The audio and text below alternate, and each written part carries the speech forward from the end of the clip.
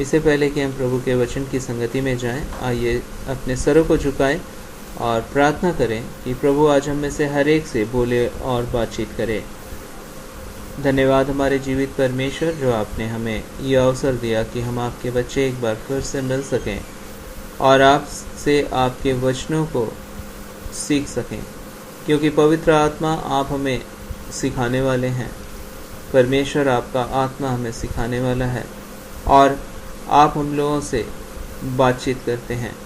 इस समय आप हम में से हर एक के हृदयों में अपनी बातें कहें, अपनी बातों को डाल दें और अपनी शांति, अपनी सामर्थ और अपनी अगुवाई, अपने प्रेम को बहुत आयत के साथ हमारे जीवन में आप उंडे लें।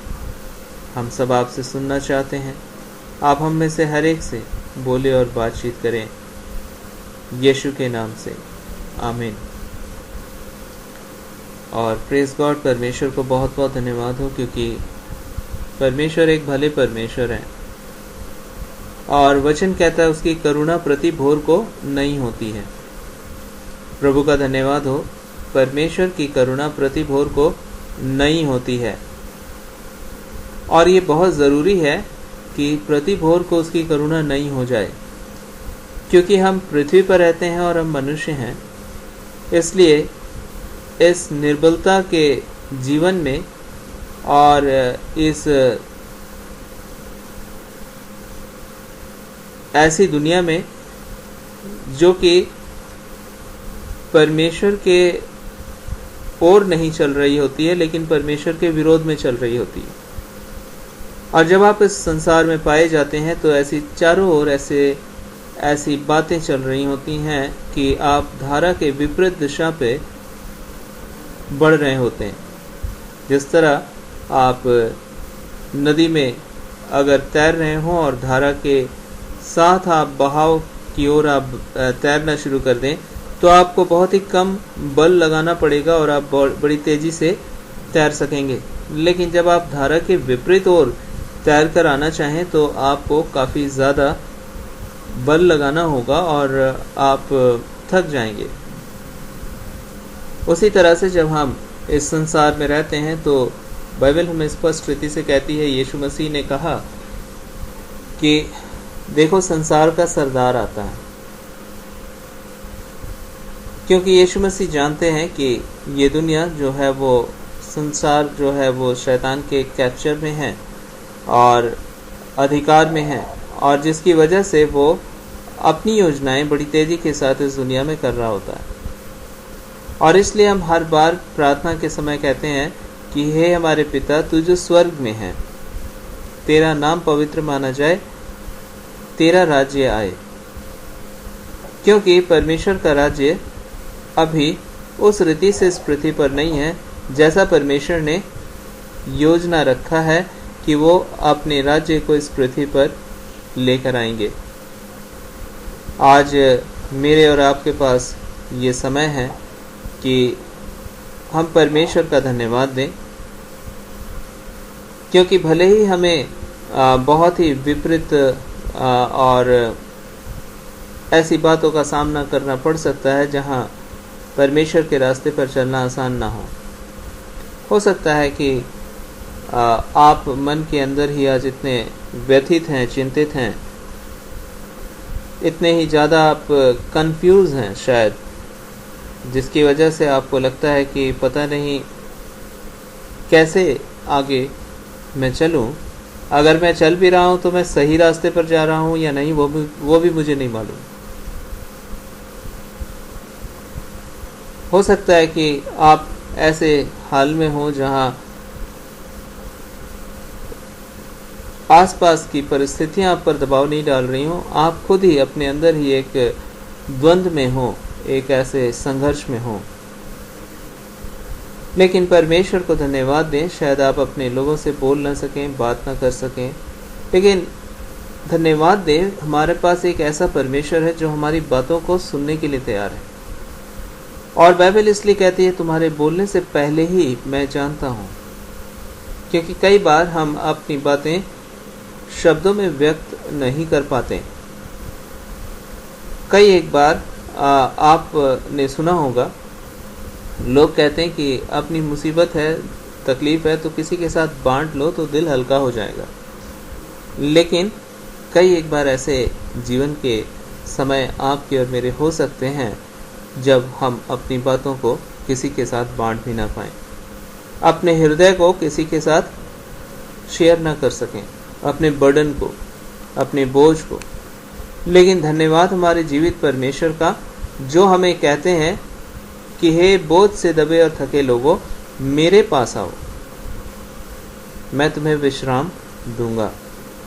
परमेश्वर के पास यदि आप आएंगे तो परमेश्वर का विश्राम आपके लिए इंतजार में पाया जाता है। परमेश्वर आपका वेट कर रहे होते हैं और आवश्यकता नहीं कि आप जाएं और परमेश्वर को चीख चीख कर अपनी बातें कहें, तभी परमेश्वर आपकी बातों को सुनेंगे। टूटा हुआ मन परमेश्वर के सम्मुख ग्रहण योग्य बलिदान है, ये परमेश्वर का वचन कहता है। एक दिन एक स्त्री बहुत ही दुखी थी और अपनी जिंदगी में वो एक मजबूरी के दौर से गुजर रही थी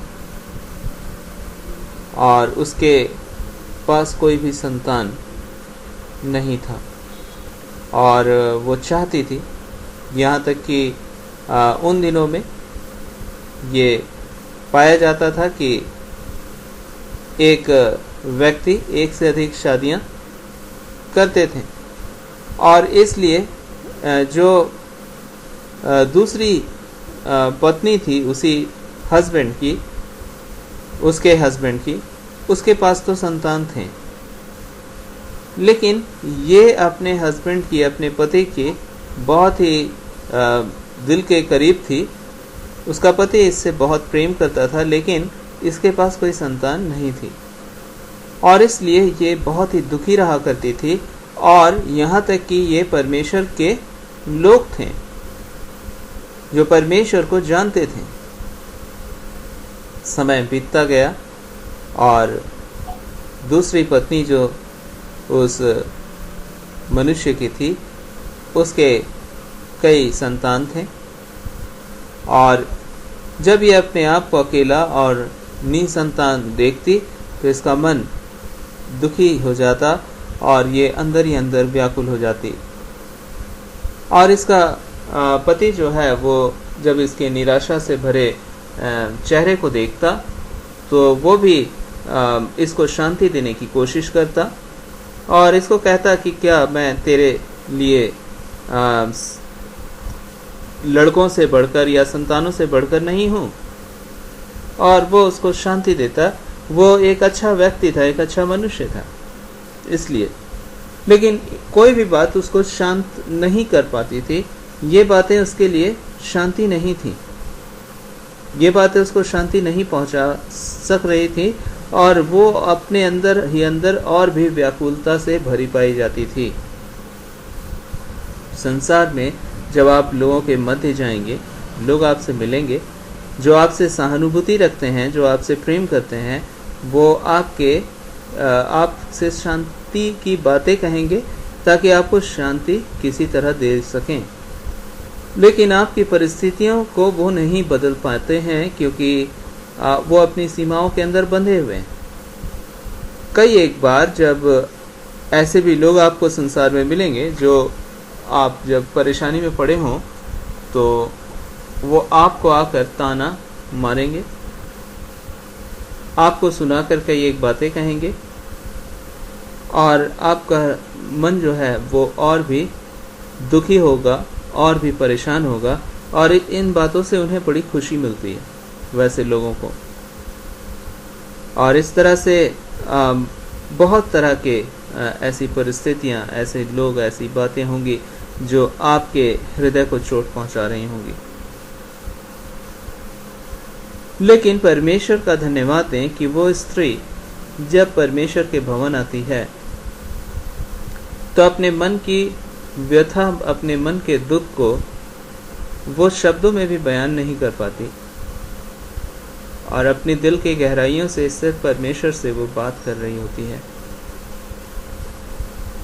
और उसका दिल टूटा हुआ होता है क्योंकि वो अपने अंदर से टूट चुकी है। उस वक्त जो वहाँ पास खड़ा एक परमेश्वर का जन है, वो जब देखता है तो उसे लगता है कि ये क्या बुड़बुड़ा रही है, और ये तो कोई बुरी स्त्री लगती है जो स्त्री होने के बावजूद भी शराब पीकर आई हुई है। और उस समय वो उसे टोकता है और तभी वो स्त्री जवाब देती है कि मुझे बुरी स्त्री मत समझ, लेकिन मैं तो दुखियारी हूँ। मैं तो टूटे हुए दिल के साथ अपने परमेश्वर से बोल रही थी। और तभी परमेश्वर का धन्यवाद दें। परमेश्वर का वो जन उसको कहता है कि आने वाले वर्ष में तू संतान लेकर आएगी। परमेश्वर उसको संतान की आशीष देंगे। और वो अपने मन से इस बात को चाहती कि जब मुझे परमेश्वर संतान देंगे तो मैं उसे परमेश्वर के लिए ही समर्पित कर दूंगी। परमेश्वर का धन्यवाद दें कि वो स्त्री चीख चीख कर चिल्ला कर प्रार्थना नहीं कर रही थी, बहुत जोर जोर से रो नहीं रही थी, विलाप नहीं कर रही थी, लेकिन इसके बावजूद भी परमेश्वर उसके मन को समझ सकते थे, क्योंकि परमेश्वर जीवित हैं।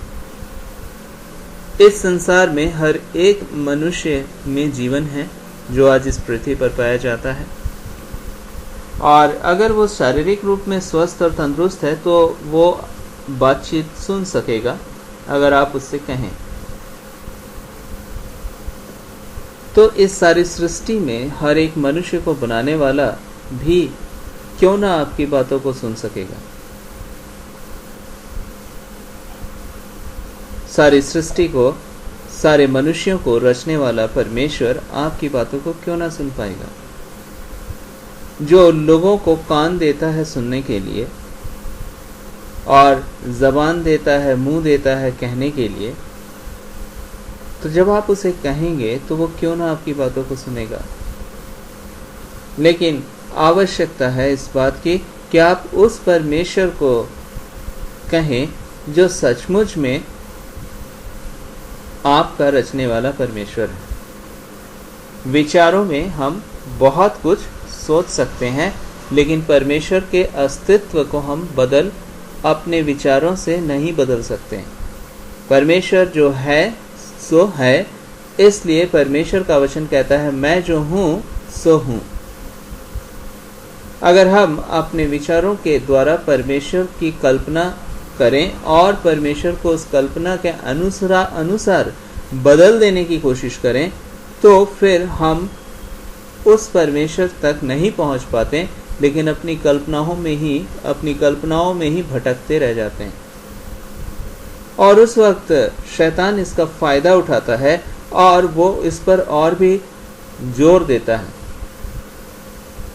और ऐसी स्थिति में हम पूरी तरह से उसकी आत्मा के द्वारा भटकाए जाते हैं, शैतान की आत्मा के द्वारा, और उस परमेश्वर से हम नहीं बातचीत कर पाते जो परमेश्वर में कहते हैं कि मैं जो हूँ सो हूँ, क्योंकि उसके अस्तित्व को आप और हम अपने विचारों से, अपने ख्यालों से बदल नहीं सकते। उस परमेश्वर से हम फिर बातचीत नहीं कर पाते हैं जो हमारी प्रार्थनाओं को सुनते हैं। हम उस परमेश्वर से फिर बातचीत नहीं कर पाते हैं जो हमारी प्रार्थनाओं का उत्तर दे सकते हैं। यदि आप उस परमेश्वर के पास जाएं और उस परमेश्वर से बोलें, तो निश्चय ही आप परमेश्वर के जवाब को अपने जीवन में देखेंगे।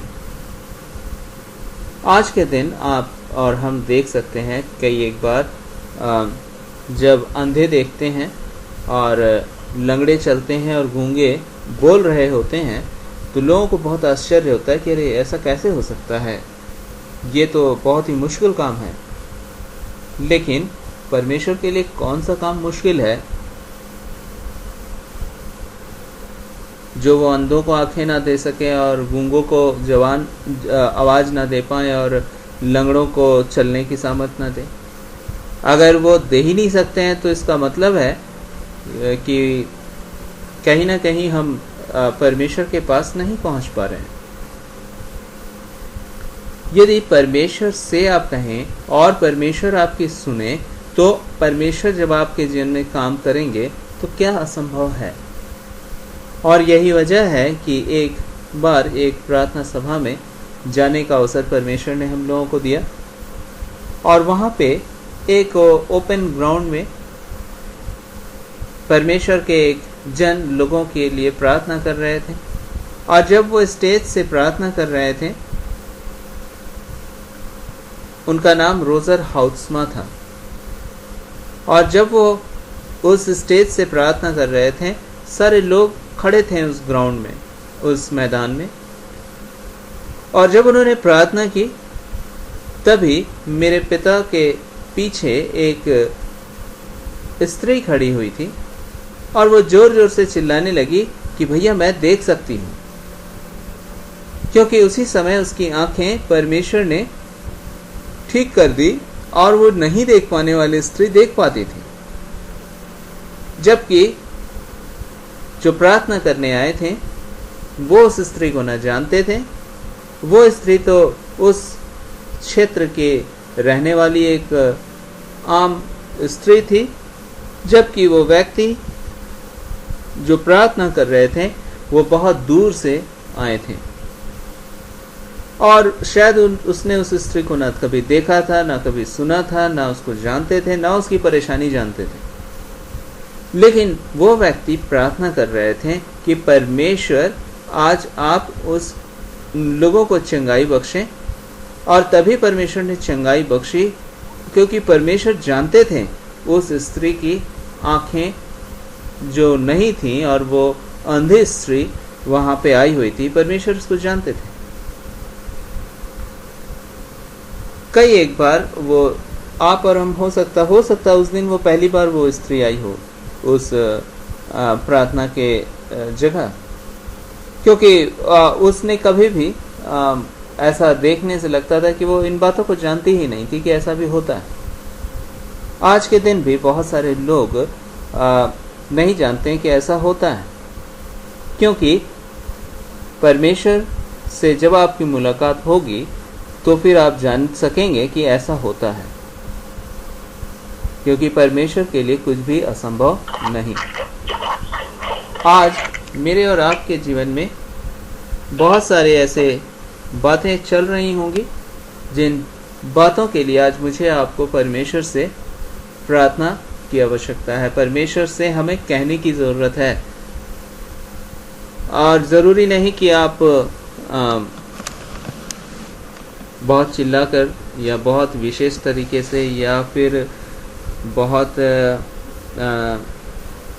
सिखाई हुई प्रार्थनाएं कहें या रटी रटाई प्रार्थनाएं कहें, या आप कह सकते हैं मुझे प्रार्थना ही नहीं करना आता। जब आप दिल को खोलकर परमेश्वर से बोल रहे होते हैं, उस वक्त आप किसी विशेष तरीके का इस्तेमाल नहीं कर रहे होते हैं, लेकिन आप अपने मन से कह रहे होते हैं जो आपके मन में है परमेश्वर को, और परमेश्वर ऐसी ही प्रार्थना को सुनते हैं। परमेश्वर ऐसी ही प्रार्थनाओं का उत्तर देते हैं। आज मेरे और आपके जीवन में अवसर है परमेश्वर से ऐसी प्रार्थना करने का। मेरे और आपके जीवन में आज अवसर है परमेश्वर से अपने मन की बातों को खोल करके कहने का। बाइबल स्पष्ट रीति से कहती है कि अपनी बातें, अपने मन की बातें खोल कर परमेश्वर से कहो, खोल कर परमेश्वर से कहें, क्योंकि परमेश्वर एक प्रार्थनाओं को सुनने वाले परमेश्वर हैं। वो परमेश्वर नहीं है जो कल्पनाओं के आधार पर, अपनी कल्पनाओं के आधार पर हम परमेश्वर को बांट दें या परमेश्वर को अपने अनुसार उसको सोचें। लेकिन यहाँ जब हम उस परमेश्वर की ओर आते हैं जो कि हमारे सोच से परे है, जो हमारे ख्यालों से परे है, और जो ऐसा परमेश्वर है जिसने इस संसार में जितने लोग हैं उनको सुनने की सामर्थ्य दी है, स्वस्थ जितने भी लोग हैं, तो फिर वो परमेश्वर भी आपकी प्रार्थना सुनने के लिए तैयार है। और वो स्त्री जिसका नाम हन्ना था, और वो हन्ना अपने दिल को खोलकर परमेश्वर से दुआ करती है, क्योंकि उसके पास कोई संतान नहीं थी और वो परमेश्वर से दुआ कर रही थी, और उसी समय परमेश्वर ने उसकी प्रार्थनाओं को सुन लिया। वो बुड़बुड़ा रही थी, चिल्ला नहीं रही थी, स्पष्ट रीति से बोल भी नहीं रही थी। आसपास जो परमेश्वर के लोग हैं जो दुआ करते थे उन जगहों पर, वो भी नहीं समझ पा रहे थे कि ये क्या कह रही है, और उन्हें लगा कि ये शराब पीकर बुड़बुड़ा रही है यहाँ। लेकिन परमेश्वर सुन सकते थे उसकी बातें। परमेश्वर का धन्यवाद दें। मेरे पास, आपके पास अपने मन को खोलकर कहने के लिए कोई है जो सुन सकता है आपकी बातें, जो सुनना चाहता है आपकी बातें। कहाँ आप अपनी बातों को बांटते हैं, किनके साथ? आज सोच लें, समझ लें और जान लें। सबसे पहले अपने मन की बातें अपने परमेश्वर से कहें, और यही तो प्रार्थना है, सच्ची प्रार्थना। मत जाएं इस संसार में लोगों के साथ, क्योंकि आपको प्रेम करने वाला परमेश्वर आपके साथ है। दुनिया का सबसे अच्छा दोस्त, आपके दिल के सबसे करीब, जिसने अपने हाथों से ही आपको रचा है और जो आपके साथ है, उससे कहें, अपने सवाल भी उससे पूछें। अगर आज कंफ्यूज हैं जीवन में, अगर आज भटके हुए से महसूस करते हैं अपनी ज़िंदगी में, तो पूछें, परमेश्वर कौन सा रास्ता है मेरे लिए, मुझे आप ले चलिए। आज पूछे परमेश्वर से, अपने सवालों को परमेश्वर के साथ रखें और परमेश्वर से प्रार्थना करें, और परमेश्वर आपको कहेंगे कि मेरे बेटे, एक बार मेरे वचन को पढ़ ले। परमेश्वर आपको कहेंगे कि एक बार मेरे वचन की संगति में आ जा, मैं तुझसे बोलूँगा, मैं तुझसे बात करूँगा, मैं तेरी आत्मा में अपनी बातों को लिख दूँगा, अपनी आत्मा से तेरे चित्त में मैं डाल दूँगा, तेरे हृदय रूपी पटिया पर तेरे दिल में अपनी बातों को मैं लिखूँगा, और फिर वो मिटाई ना जा सकेंगी। फिर धाराएं कितने भी विपरीत क्यों ना हो आपके, लेकिन वो बातें बनी रहेंगी आपकी ज़िंदगी में, और वो बातें पूरी होंगी आपकी ज़िंदगी में। हन्ना उस दिन परमेश्वर के पास प्रार्थना करती, लेकिन उसी समय ऐसा कुछ चमत्कार नहीं हो गया कि उसके हाथों में एक बच्चा आ गया। वो वापस जाती है अपने घर, उसी माहौल में, उन्हीं लोगों के बीच जहां उसके पति की एक और पत्नी है, जिसके बहुत सारे बच्चे वहां शायद घर पे खेलते होंगे, और उसी माहौल में वो पाई जाती है जहां वो दुखी रहा करती थी। लेकिन अब माहौल तो वही है, लेकिन अब वो खुश हैं। परिस्थितियां तुरंत बदल नहीं गई, लेकिन परमेश्वर के वादे उन परिस्थितियों में उसके साथ साथ थे। परमेश्वर अपने उन वादों को भूल नहीं गए थे, क्योंकि हन्ना ने अपनी दिल की बातें खोलकर परमेश्वर से कही थी, और परमेश्वर ने उसकी प्रार्थनाओं को सुन लिया था, और परमेश्वर ने उसको जवाब भी दे दिया था कि आने वाले समय में तू अपने संतान को मेरे पास लेकर आएगी।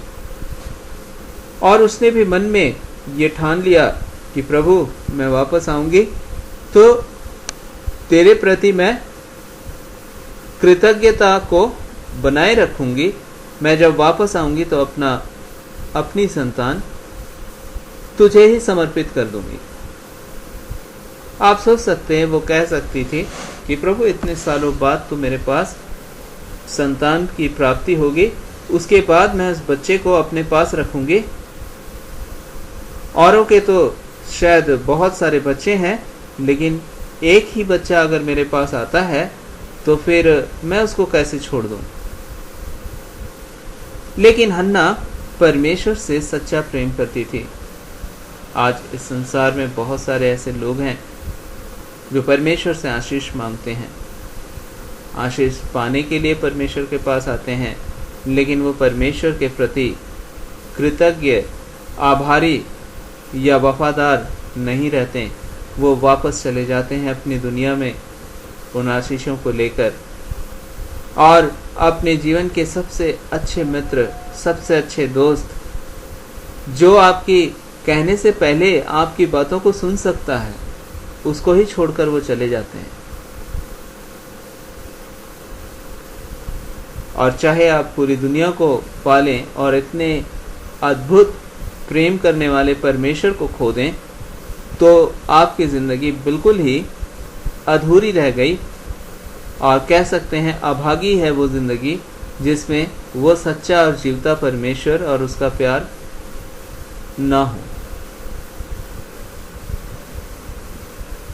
आज मेरे और आपके पास अवसर है, प्रार्थना करें, परमेश्वर जब आप मुझे आशीष दें, होने देना कि मेरी आंखें, मेरी चाहत सिर्फ उन आशीषों की तरफ ही ना लग जाए, लेकिन मेरी ज़िंदगी हमेशा आप पर लगी हो पहले, ताकि मैं आपको शुक्रिया कह सकूं, मैं आपका धन्यवादित होने पाऊं, मैं आपके प्रेम को भूल न जाऊं, जो आप मुझे आज भी करते हैं और जो आप मुझे सदा करते थे और सदा तक करते रहेंगे। याद रखें कि हन्ना के पास परमेश्वर ने एक बेटे की आशीष दी जिसका नाम शमूएल हुआ। वो बेटा अपनी माँ से बहुत प्यार करता होगा, इसमें कोई संदेह नहीं, और हन्ना भी बहुत प्यार करती होगी अपने बच्चे से, क्योंकि वो तो उसका दुआओं से मांगा हुआ बेटा था। लेकिन उसे मालूम था कि उसका परमेश्वर जितना वो अपने बेटे से प्यार करती है और जितना उसका बच्चा उससे प्यार करता है, उससे कहीं ज़्यादा परमेश्वर उससे प्यार करते हैं। वो वापस आती है अपने बच्चे को लेकर, और जब उसका बच्चा कुछ ही बड़ा हुआ होता है, वो लाकर उसे मंदिर में, परमेश्वर के भवन में सौंप देती है, और वो बच्चा वहीं पे बड़ा होता है। अपनी माँ के साथ उसे बड़ा होने का अवसर नहीं मिलता, लेकिन परमेश्वर के साथ बढ़ने का उसे अवसर मिलता है। उसकी माँ हर साल उसके पास आती और उसे देखती, लेकिन उसे अपने साथ वापस नहीं ले जाती, लेकिन उसे परमेश्वर के ही हाथों में इसने सौंप दिया था।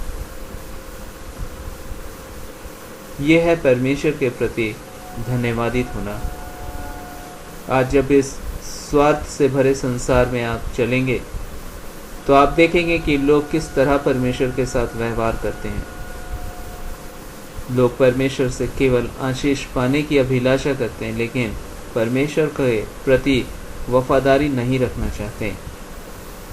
उस अद्वितीय परमेश्वर की तुलना वो संसार की वस्तुओं से कर रहे होते हैं, लेकिन उस अद्वितीय परमेश्वर के प्रति वो वफादार नहीं रहते। वैसा परमेश्वर जिसकी तुलना हम किसी से नहीं कर सकते, वैसा परमेश्वर जिसके प्रेम की तुलना हम किसी से नहीं कर सकते।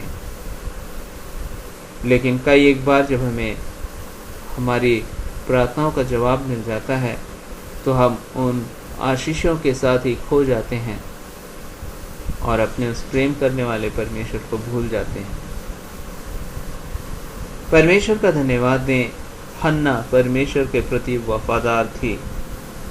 और आपको लगता होगा कि हाय, ये स्त्री, वो तो अब भी अकेले ही अपने घर पे रह गई होगी।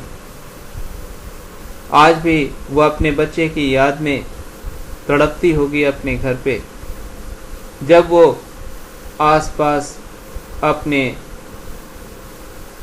पति के दूसरी वाइफ के बच्चों को खेलते हुए देखती होगी। याद रखें, परमेश्वर का धन्यवाद दें। परमेश्वर न्यायी है। यदि आप परमेश्वर के प्रति समर्पित होंगे तो परमेश्वर आपको भरपूरी की आशीष देंगे।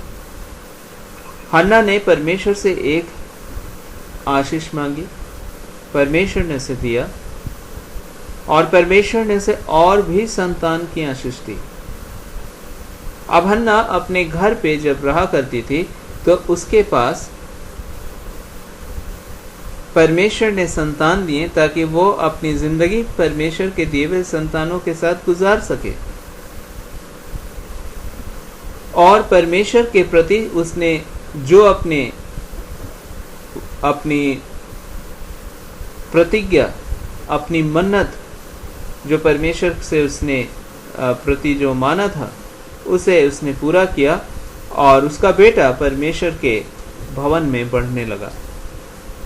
और एक अद्भुत बात आप परमेश्वर के वचन में देखेंगे। बाइबल, परमेश्वर का वचन, हन्ना के अन्य बच्चों का वर्णन नहीं करता कि वो बच्चे कैसे बड़े हुए, उनका भविष्य कैसा हुआ, उनका परिवार कैसा बना, वो क्या हुए क्या नहीं हुए। लेकिन वो बेटा जो परमेश्वर के भवन में छोड़ दिया गया था, उसके विषय में बाइबल बात करती है। और परमेश्वर के महत्वपूर्ण बाइबल में स्थान उस बेटे को दिया जाता है। और आज के दिन हमें परमेश्वर के वचन में पहला शमूएल और शमूएल की किताब हमें मिलती है, जिसकी वजह से आपको मालूम चलता है कि परमेश्वर ने कितने सारे अद्भुत काम उस बेटे के द्वारा किए, जिस बेटे को परमेश्वर ने अपने भवन में रहने का स्थान दिया। उस माँ की दुआएं जो वो बुड़बुड़ाती हुई परमेश्वर से मांगती रही, परमेश्वर ने उसकी दुआओं को कितना आदर दिया, कितना सम्मान दिया। और जब वो अपनी कृतज्ञता को परमेश्वर के सामने प्रकट करती और अपने बेटे को परमेश्वर को ही समर्पित कर देती, तो परमेश्वर उस बेटे को बहुत ऊंचा उठाते। वो बेटा ही ऐसा हुआ जो इज़राइल में राजाओं का अभिषेक करता, जो राजाओं को चुनता परमेश्वर की ओर से। जब परमेश्वर कहते हैं कि वो राजा बनेगा तो वो जाकर उनका अभिषेक करता। जीवन भर परमेश्वर का आत्मा उसके साथ साथ बना रहा, जीवन भर परमेश्वर उसके साथ साथ बने रहे। परमेश्वर का आत्मा उस छोटे से बच्चे के जीवन में, जब वो छोटा था, जब वो बोलना भी और समझना भी शायद बड़ों की तरह नहीं समझ पाता होगा, उन दिनों में परमेश्वर ने उससे बातचीत करना शुरू कर दिया। और प्रभु का धन्यवाद देते हैं, जब पहली बार परमेश्वर ने उससे बातें की तो वो प्रभु की आवाज़ नहीं सुन सका, समझ नहीं सका कि परमेश्वर उससे बातचीत कर रहे हैं। और तब वो अपने बड़े से जाकर, जो वहाँ परमेश्वर के भवन में पाए जाते थे, जिनका नाम एली था, एली से जाकर पूछता है कि क्या तूने मुझे बुलाया? और वो कहता नहीं बेटे, मैंने तुझे नहीं बुलाया। और जब कई एक बार ऐसा हो जाता, तब एली समझ जाता कि जरूर परमेश्वर इससे बातचीत करना चाहते हैं। और तब एली ने कहा कि अब की बार जब तू ये सुने आवाज, तो तू कहना कि बोल, तेरा दास सुनता है। और जब उसने कहा तो परमेश्वर ने शमूएल से बातें करना शुरू कर दिया और उसे बताया कि आने वाले समय में क्या होने वाला। वो छोटा बच्चा अब भविष्य में होने वाली बातों को परमेश्वर से सुन रहा था। उसमें कोई खासियत नहीं थी, लेकिन परमेश्वर का अनुग्रह उसके साथ था।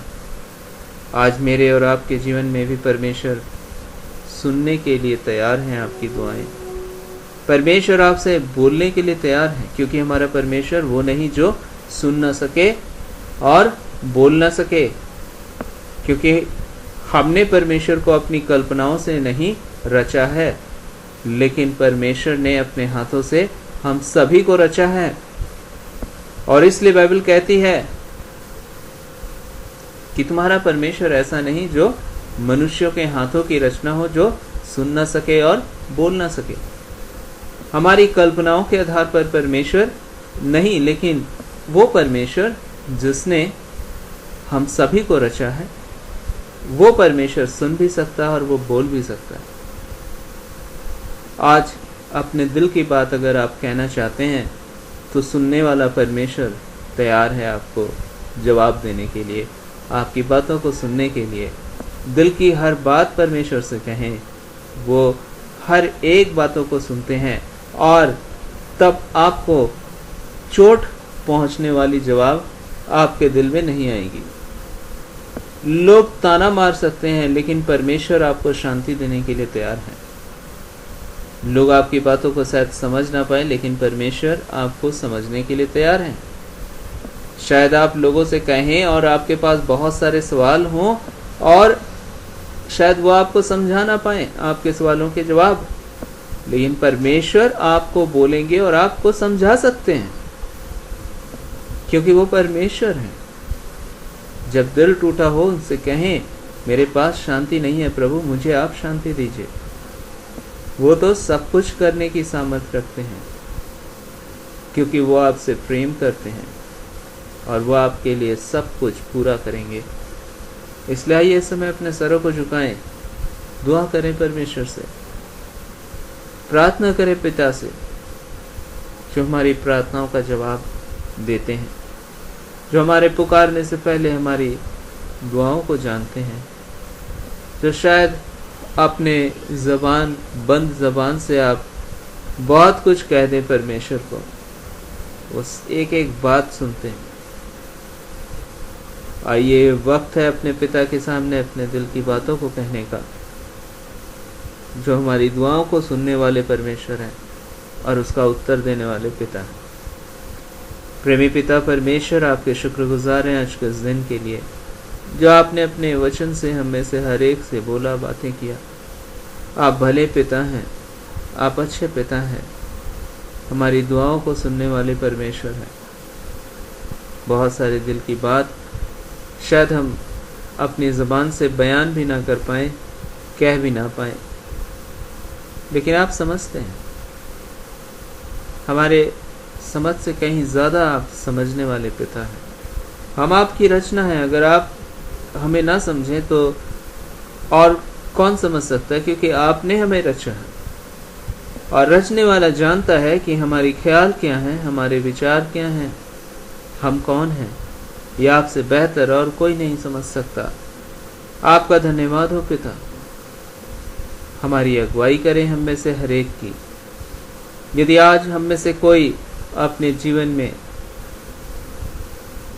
कंफ्यूज है, उसे समझ में नहीं आता कि वो किन रास्तों पर आगे बढ़े, प्रभु आप हाथ थाम लें और आप ले चलें, क्योंकि हम आपकी संतान हैं, आप हमारे पिता हैं और आप पर भरोसा है, क्योंकि आप भरोसा के हमारी भरोसे से कहीं ज़्यादा भरोसामंद हैं। हमारे भरोसे टूट सकते हैं, हमारा विश्वास छोटा हो सकता है, लेकिन आप ना कभी छोड़ते हैं और ना कभी त्यागते हैं। आप अपने बच्चों को थामते और उन्हें आगे ले जाते हैं। आपने इसलिए वादा किया है कि मैं ना तुझे कभी छोड़ूंगा और ना कभी भी तुझे त्यागूंगा। उस वक्त भी जब हम कमज़ोर हों, उस वक्त भी आप हमें थामे रखते हैं जब हम विश्वास में भी कमज़ोर हों। आपका धन्यवाद हो परमेश्वर। हमें से हर एक के दिल की गहरी बातें जो आप जानते हैं, जो गहराई में चल रही होती बातें, उन्हें आप समझते हैं और आप ही उन बातों का उत्तर अपने वचन के अनुसार हर एक को दें।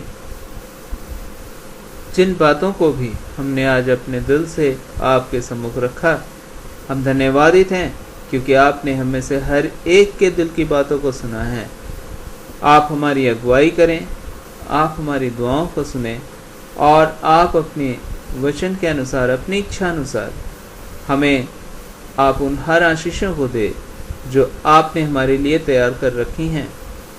साथ ही साथ आप हमें ऐसा मन दें जो आपके प्रति सच्चा होने पाए, जो आशीषों को प्राप्त करके आपसे दूर न चला जाए, लेकिन हमेशा आपके प्रेम को समझे, जाने और उसके प्रति कृतज्ञ रहने वाला प्रेम हो सके। प्रेमी पिता, आप सहायता करें, क्योंकि आप अपने बच्चों से, हम सभी से प्यार करते हैं और आप हमारे साथ हैं। आपका धन्यवाद हो हर बात के लिए। सारी आदर महिमा आपको देते हैं और ये प्रार्थना हम अपने जीवित प्रभु यीशु के नाम से मांगते हैं। आपने सुना और ग्रहण किया, इसके लिए शुक्रिया, यीशु के नाम से, आमीन। आइए हम प्रभु की प्रार्थना एक साथ बोलें और आज का कॉन्फ्रेंस हम लोग यहीं समाप्त कर देंगे। हे हमारे पिता, आप जो स्वर्ग में हैं, आपका नाम पवित्र माना जाए, आपका राज्य आए, आपकी इच्छा जैसे स्वर्ग में पूरी होती है वैसे ही इस पृथ्वी पर पूरी हो। हमारी दिन भर की रोटी आज हमें दें। जैसे हमने अपने अपराधियों को क्षमा किया वैसे आप भी हमारे अपराधों को क्षमा करें। हमें परीक्षा में ना डालें, हमें परीक्षा में ना लाएं, बल्कि बुराई से बचाएं, क्योंकि राज्य, पराक्रम और महिमा सदा आपकी है, आमीन। धन्यवाद दें परमेश्वर को और आनंदित रहें, क्योंकि आने वाला समय आप अपनी प्रार्थनाओं के उत्तर को अपने जीवन में देखेंगे। जो दुआ आपने अपने दिल से परमेश्वर से उस समय मांगी है, जो दुआएं जो आपके दिल में चल रही थी, परमेश्वर उसको जानते थे और परमेश्वर ने आपके मन की हर एक बातों को सुना है, समझा है।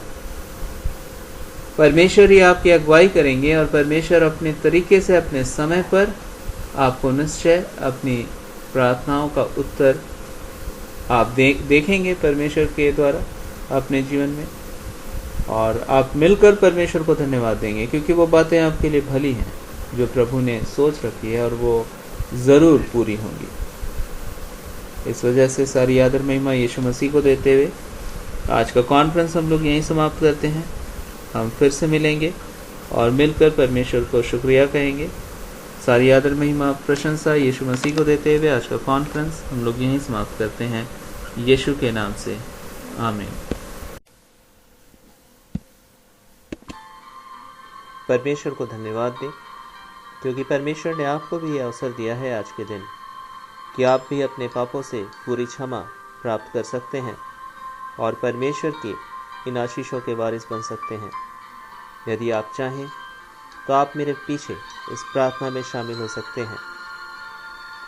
पिता परमेश्वर, आपका धन्यवाद हो कि आपने मुझसे प्रेम किया है और मेरे पापों की क्षमा के लिए आपने मसीह यीशु में होकर मेरे ही पापों की हर एक सजा को अपने ऊपर ले लिया। आपने अपने जीवन को मेरे लिए बलिदान कर दिया, अपने पवित्र लहू को मेरे लिए बहने दिया। पिता, आपका धन्यवाद हो, आपका धन्यवाद हो, क्योंकि आपने मेरी मृत्यु को भी सहा और तीसरे दिन आप मृतकों में से जी उठे और आपने मेरी मृत्यु को भी समाप्त कर दिया। आज भी आप मेरे साथ हैं और सदा तक आप मेरे साथ होंगे। प्रभु, आपका धन्यवाद हो। आज से आप मेरे प्रभु और मेरे उद्धारकर्ता हों और मुझे आपके संतान के तौर पर जीने का अनुग्रह दें। यीशु के नाम से, आमीन। निश्चय जाने, जब आपने ये प्रार्थना की, परमेश्वर ने आपको क्षमा दिया है और यह अनुग्रह दिया है कि आप परमेश्वर के साथ उसकी संतान के तौर पर केवल ये जीवन नहीं वरन अनंत जीवन भी जी सकें।